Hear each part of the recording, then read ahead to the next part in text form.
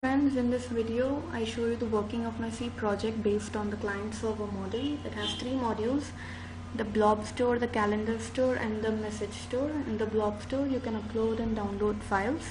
In the message store you can put up messages and replies for each user category. And then in the calendar store you can book and cancel appointments for people belonging to different categories. We first start with the blob store. Just run the server and then the client. This is the main page where it asks you to log in. If you log in with an invalid user, it pops up the same page. Now let's log in with a valid username and password. This is the home page with the three stores available. We first go into the blob store. You have an option of uploading files, downloading files, deleting existing files, or viewing all the files. We first view the files available. These are the three files. Let us download one of these.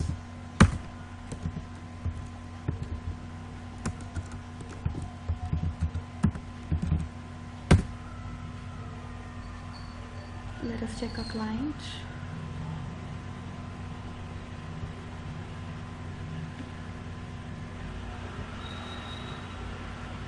This is the downloaded file. Let us upload and file.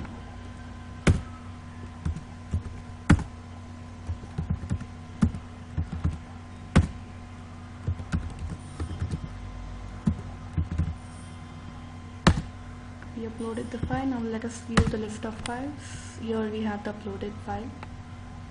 Let us delete a file.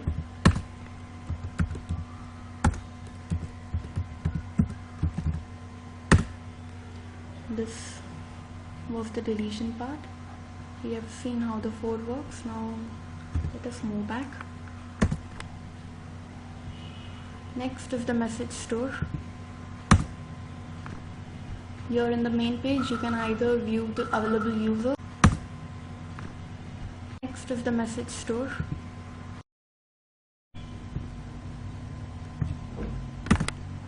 Here in the message store we can either view all the available users or the categories which are created by the users. Let's first view the users. Here this is the list of users. These are the same users which have signed in the application. Here, by giving in the ID we can see the details of each user, that is the categories which they have created.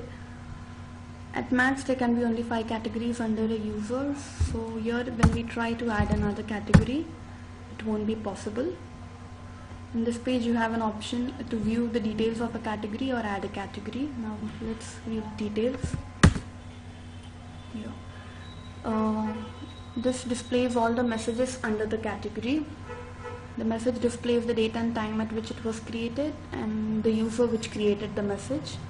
Here you can either view a message, delete message, or add the message. Let us first view the message. We give the ID and this is the reply under that message. Here you can add a reply or delete a reply. Let us add a reply.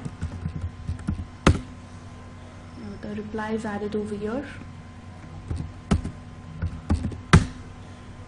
Now let us try to delete a reply. We can simply enter the ID number of the reply and it gets deleted. Here. So this was about adding and deleting replies. We go back to messages. View part is done. Next, adding and deleting messages. Let us add a message.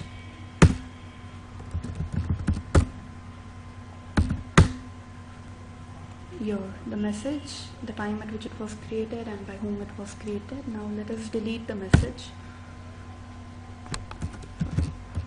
Delete the message ID. The message got deleted.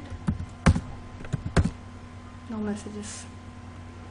Let us move back. These were the categories.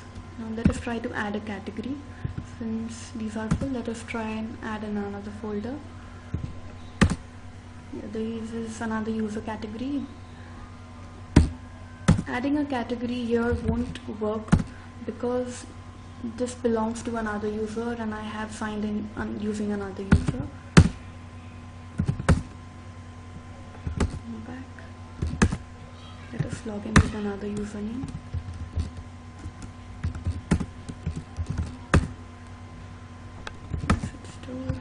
users.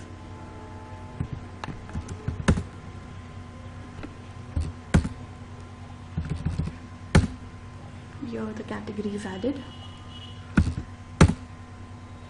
We move back now. Let's see what happens when we display the categories. These are the categories created by all the users irrespective of who created it. You can simply enter an ID number and see the messages under that. Here you have the same options of viewing, adding and deleting.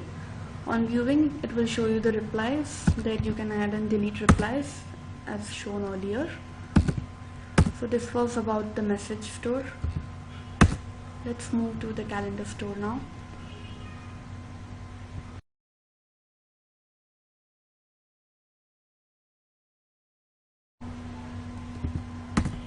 In the calendar store, we have an option of viewing the categories. These are the 3 categories in my store. I enter an ID to view the details. These are the entries under the category. You have an option of either viewing the details, that is the booking details of a person, or add an entry. We first view the details. It shows the dates on which the person is booked. You can either give a booking or cancel an existing booking. Let's add a booking. There are several conditions when you want to add a date. If you give a random date, it gives an invalid and doesn't add it. It even checks the format in which you give. This won't work. It has to be in DDMMYY. Further, the date has to be within 6 months from the current date. Now let's enter a valid date.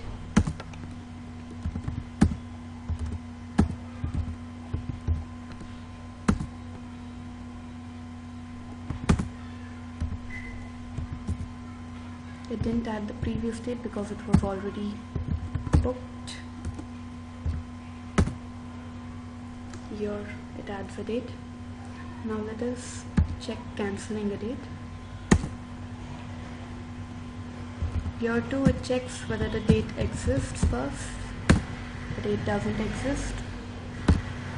Let's cancel a valid date.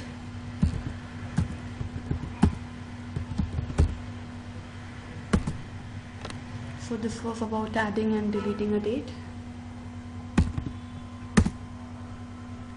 Next is adding details into this page. Here we give some name.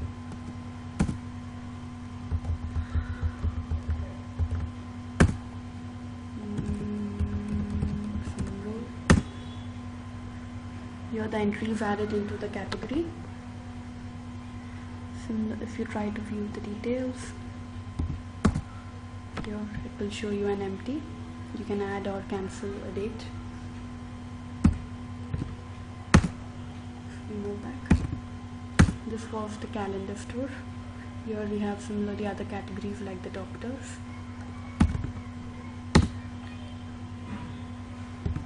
So these were the 3 stores we have seen. Now let us see the coding part.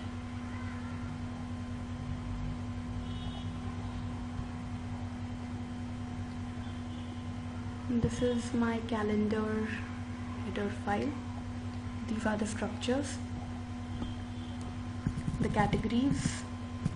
Here in each category I have inodes used. It fills up the 10 values within the array, and if it exceeds, it uses the inode concept over here.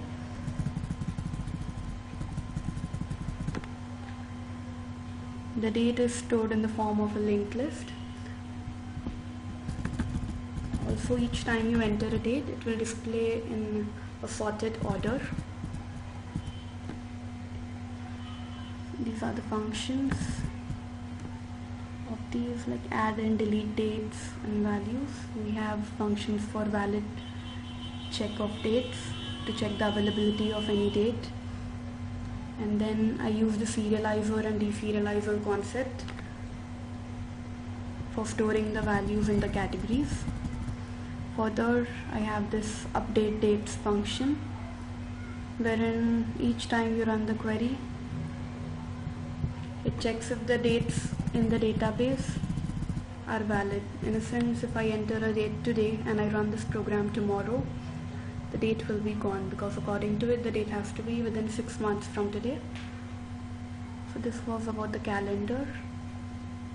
Next, the important part of the message store. In the message we saw we added messages, replies, deleted messages and replies.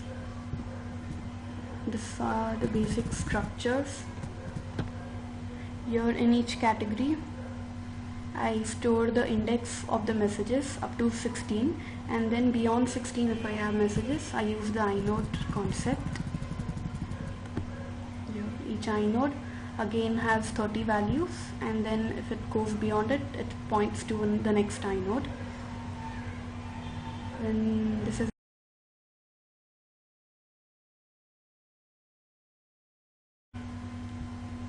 each message has the value of the next reply, that is the memory address, and then next each reply has its content and then the offset of the next reply. All these things are stored in a binary file, and I use the bit vector concept in both the message and calendar. That is, each time a structure is added or each time content is added, the corresponding block in the bit vector is marked to 1, and each time a value is deleted I change the corresponding block value to 0. So this helps us keep track of all the blocks in the file and memory handling too. Thank you.